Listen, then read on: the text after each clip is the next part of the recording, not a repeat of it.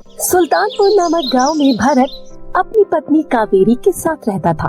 भरत और कावेरी दोनों बहुत ही ईमानदार थे और वो दोनों पति पत्नी गरीब होने के बावजूद भी लोगों की मदद किया करते थे। भरत के पास कोई भी संतान नहीं थी। वो अपनी गाय को ही अपनी संतान मानता था। उसके पास 10 गाय थी और उसने सभी गाय के नाम भी रख रखे थे। भरत रोज अपनी गायों को चराने के लिए जंगल ले जाया करता था और उनका बहुत ज्यादा ख्याल रखता था। उसी गांव में कावेरी की बहन फूलमती भी रहती थी, जिसके पति का नाम मंगू था। मंगू की उसी गांव में एक सुनार की दुकान थी।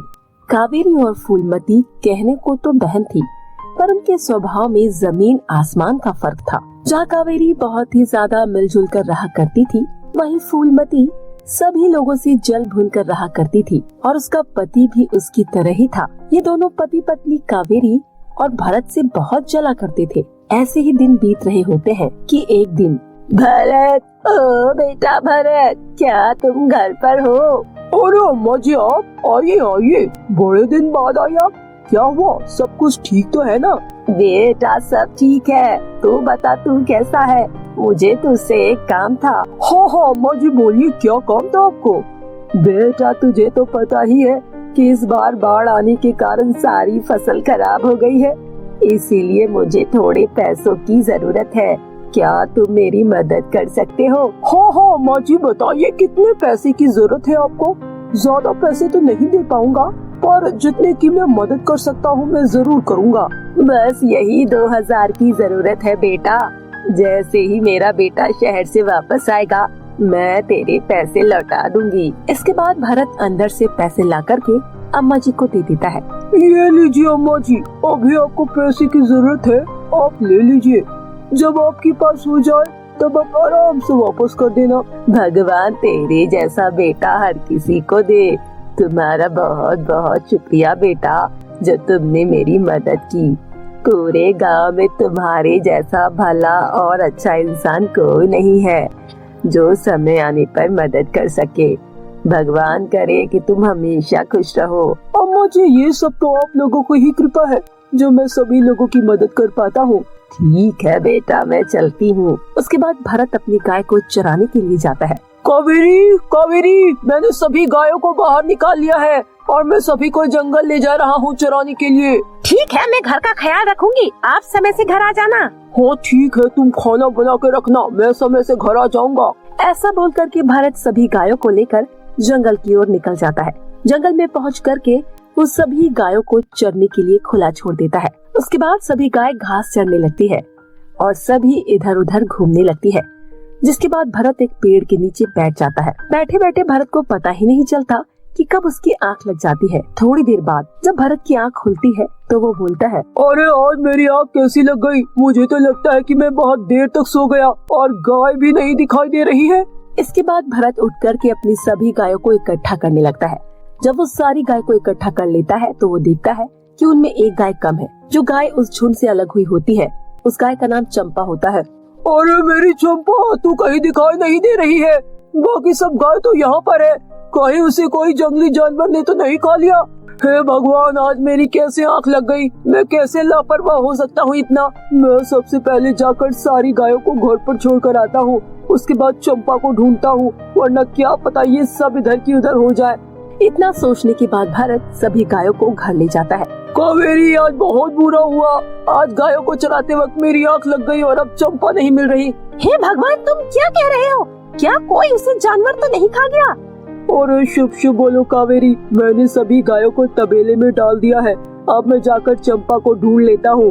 अगर उसे कोई जंगली जानवर खा गया होगा तो? वो तो मुझे नहीं पता, पर मैं उसे जरूर ढूंढने जाऊंगा। अगर मैं नहीं गया तो मुझे बहुत ज्यादा बुरा लगेगा। इतना बोलने के बाद भरत जंगल में चंपा को ढूंढने के लिए निकल जाता है। भरत जंगल में इधर उधर जाते हुए चंपा को आवाज दे रहा था। भरत को चंपा को ढूंढते हुए शाम हो जाती है और अंधेरा भी होने लगता है। चंपा, मुझे माफ कर दो, पता नहीं मेरी आँख कैसे लग गई। कहीं तुम्हें कोई जंगली जानवर ने तो नहीं खा गया होगा? तभी कुछ दूर से भरत को एक आवाज आती है। वो आवाज सुनकर भरत भागा भागा उस आवाज के पीछे जाता है। उसके बाद भरत देखता है कि गाय एक जाल में फंसी हुई है। अपनी चंपा को जिंदा देख भरत की आंखों में खुशी के आंसू निकल जाते हैं और वो भागता हुआ चंपा की तरफ जाता है और उस जाल को काट करके चंपा को उस जाल से बाहर निकालता है। चंपा मुझे माफ कर दो। भरत की आंखों में आंसू देख चंपा की आंखों में भी आंसू आ जाते हैं और वो जोर जोर से मैं करने लगती है। अरे मेरा प्यारा बच्चा, तू मिल गई। चल, तू बहुत थक गई होगी, मैं तेरे लिए कुछ खाने पीने को ढूंढता हूँ। थोड़ी दूर चलने के बाद भरत को एक नदी मिलती है। वो सुबह से जंगल में घूम रहा था, इस कारण से वो बहुत प्यासा हो गया था और चंपा को भी बहुत प्यास लगी थी। इसीलिए वो सोचता है कि पानी पीने के बाद वो लोग घर चलेंगे। और जैसे ही वो पानी में हाथ डालता है, उसके हाथों में हीरे आ जाते हैं। अरे ये क्या, ये तो हीरे के आकार जैसे लग रहे हैं, पर पता नहीं ये असली है कि नहीं। जब दोबारा भरत पानी में हाथ डालता है तो फिर से उसके हाथ में वही चमकदार हीरे आ जाते हैं। और वही चंपा जब पानी में पीने के लिए मुंह डालती है तो उसके मुंह में भी चमकदार हीरे आ जाते हैं।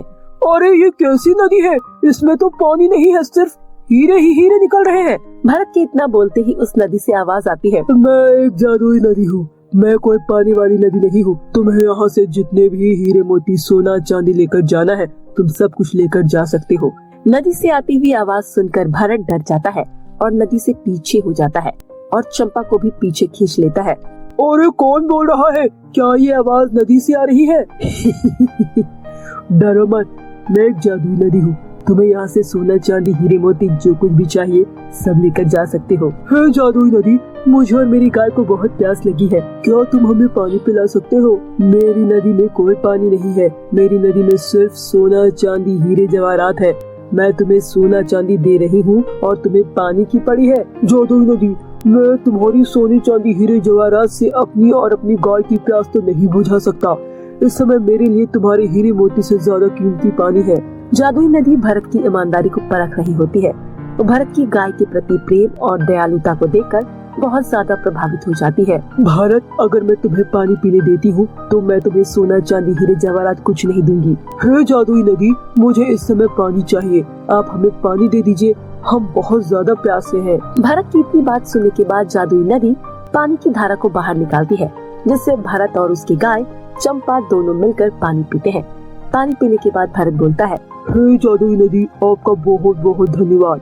भारत, तुम बहुत ज्यादा ईमानदार हो और तुम एक अच्छी और नेक दिल इंसान हो, इसलिए मैं तुम्हें फिर से कहता हूँ कि यहाँ से तुम सोना चांदी हीरे जवाहरात लेकर जा सकते हो। पर मुझे आपसे कुछ भी नहीं चाहिए। भारत, तुम लोगों की बहुत ज्यादा मदद करते हो, इसलिए मैं तुम्हें ये इनाम के रूप में दे रही हूँ। तुम मेरे पास से थोड़े से हीरे जवाहरात लेकर चले जाओ। नदी के इतना बोलने के बाद भरत थोड़े से हीरे उस नदी से ले लेता है और वो नदी को धन्यवाद बोलकर चंपा को अपने साथ लेकर घर चला जाता है। चंपा को भरत के साथ आता हुआ देख करके कावेरी भाग करके आती है और चंपा को गले से लगा लेती है। चंपा, तू कहाँ चली गई थी मेरी बच्ची? मुझे तेरी कितनी ज्यादा फिक्र हो रही थी। हाँ कावेरी, भगवान की दुआ से चंपा मिल गई। अब मैं से जा करके तबेले में बांध करके आता हूँ, मुझे बहुत ज्यादा भूख लगी है, खाना लगा दो। ठीक है, आप मुंह हाथ धोकर आइए, तब तक मैं चंपा को चारा डालकर आती हूँ। भरत जब अपना गमछा नीचे रखता है तो उसे देखकर कावेरी हैरान रह जाती है कि ऐसे चमकदार हीरे भरत के पास कहाँ से आए। क्या हुआ कावेरी, तुम ऐसे आंखें फाड़ फाड़ कर क्या देख रही हो? ये सब मैं चोरी करके नहीं लाया, ये सब तो मुझे जादुई नदी ने दिया है। इसके बाद भरत सब कुछ कावेरी को जादुई नदी के बारे में बताता है कि कैसे उस जादुई नदी ने उसे हीरे दिए। ये सब तो बेशकीमती लग रहे हैं, हम इन सब का क्या करेंगे? कावेरी, मुझे तो अभी भी विश्वास नहीं हो रहा है कि ये सब असली है या नकली। ऐसा करना, तुम इनमें से एक हीरा कल अपनी बहन के पास ले जाना और पता करके आना कि ये हीरा असली है या नकली। हाँ हाँ, क्यों नहीं, मैं कल ही पता करके आती हूँ। अगली सुबह रोज की तरह भरत सभी गायों को चराने के लिए जंगल ले जाता है और कावेरी भी सुबह सुबह अपनी बहन फूलमती के घर जाती है। फूलमती कावेरी को देखकर बोलती है, अरे सुबह सुबह कावेरी, तुम्हारा यहाँ कैसे आना हुआ? बहन, मैं तेरे पास किसी काम से आई हूँ। हाँ हाँ बोलो कावेरी, तुम्हें क्या काम है? पहले तुम मेरे साथ अंदर तो चलो, मैं तुम्हें कुछ दिखाना चाहती हूँ। जीजा जी कहाँ पर है? अगर वो घर पर नहीं है तो उन्हें भी घर पर बुला लो। अरे ऐसा क्या है तेरे पास जो तू इतना चुपके से दिखा रही है? अरे अंदर तो चलो, तभी तो मैं तुम्हें बताऊंगी। अच्छा ठीक है, तुम अंदर चलो, मैं भी जा करके इनको बुलाकर लेकर आती हूँ। फूलमती इतना बोलने के बाद अपने पति को दुकान से बुलाकर लाती है। उसके बाद कावेरी मंगू को वो हीरा देती है। जीजा जी देखकर बताइए कि हीरा असली है या नकली। कावेरी, तुझे ये हीरा कहाँ से मिला? ये तो असली है और ये बहुत ज्यादा कीमती भी है। इसकी बाजार में बहुत ज्यादा कीमत है। अच्छा जीजा जी, मैं तो यही पता करने आई थी कि ये हीरा असली है कि नकली। कावेरी, तू अपनी बहन को नहीं बताएगी क्या? तुझे ये हीरा कहाँ से मिला? फूलमती के इतना बोलने के बाद कावेरी उसे जादुई नदी के बारे में बता देती है। कावेरी के जाने के बाद फूलमती अपने पति से कहती है, सुनो जी, हमें भी उस नदी से हीरे जवाहरात सोने चांदी लानी चाहिए। हाँ, क्या तो सही रही हो। यह हमें एक ही हीरा दिखाने लाई होगी। मुझे लगता है कि इसके घर पर बहुत सारे हीरे होंगे। हाँ, तुम सही कह रहे हो। ऐसा करते हैं, हम भी रात को चलकर जंगल में वो नदी ढूंढ लेंगे और हम भी बहुत सारा हीरे सोना जवाहरात लेकर आ जाएंगे। उसके बाद वे दोनों पति पत्नी रात होने का इंतजार करते हैं। रात होते ही वे दोनों पति पत्नी जंगल की ओर निकल जाते हैं। फिर उनको दूर से नदी दिखाई देती है और वो भागकर नदी की ओर जाते हैं। फूलमती, तुम जितनी भी बोरियां लेकर आई हो उनमें से तुम एक एक करके सभी हीरो को भरना। मैं फावड़े से जल्दी जल्दी सारा निकालूंगा। हाँ, मैं जल्दी से बोरियां लगा रही हूँ, आप जल्दी से निकालना शुरू करो। इसके बाद जैसे ही मंगू नदी में फावड़ा मारना शुरू करता है, नदी में से कंकड़ पत्थर निकलने शुरू हो जाते हैं। जिसके बाद मंगू नदी से बोलता है, हे जादुई नदी, मुझे बहुत सारे सोने और जेवरात दे दो। लेकिन इसके बावजूद भी नदी से कंकड़ पत्थर ही निकलते हैं। तब गुस्से में मंगू अपनी बीवी से बोलता है, तेरी बहन झूठी है। उसने हम लोगों से झूठ बोला है और उसने हमें जादुई नदी का गलत पता बताया है, क्योंकि इस नदी में तो सिर्फ कंकड़ पत्थर मिल रहे हैं। मंगू के इतना बोलते ही नदी में से आवाज आती है, मैं तुम लोगों को जानती हूँ। तुम लोग बहुत ही लालची हो और तुम लोगों को परेशान भी करते रहते हो और लोगों को नकली सोने चांदी के जेवर बना कर देते हो। मैं उन लोगों की ही मदद करती हूँ जो सच्चे और ईमानदार होते हैं, तुम जैसे बेईमानों की नहीं। तुम दोनों यहाँ से भाग जाओ, नहीं तो मैं तुम्हारे ऊपर सांप छोड़ दूंगी। जादुई नदी, तू हमें भी हीरे मोती और जेवरात दे दे, नहीं तो मैं तेरी नदी को भंग कर दूंगा। तुझे मेरी बात समझ में नहीं आ रही है ना? तो रो कभी। इतना बोलने के बाद वो जादुई नदी उन दोनों पति पत्नी के पीछे सांप छोड़ देती है।